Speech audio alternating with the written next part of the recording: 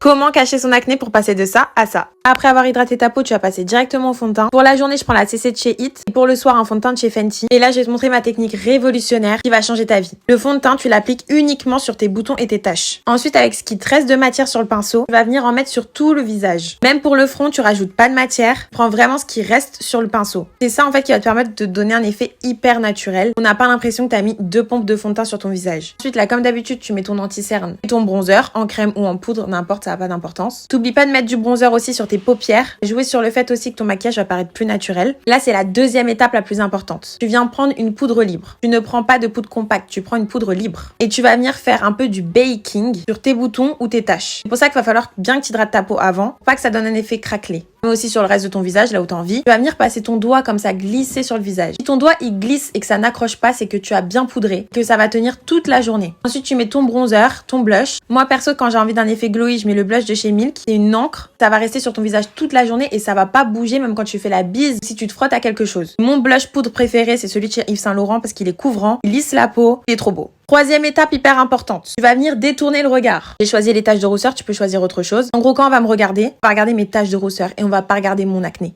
Pour les lèvres, j'ai oublié de filmer. J'ai mis un crayon de Sephora Collection et un baume à lèvres de chez Milk. Pour finir, je mets un spray fixateur, celui de chez Charlotte parce qu'il donne un effet encore plus naturel au make-up, je trouve. Voilà, là t'as camouflé tout ton acné.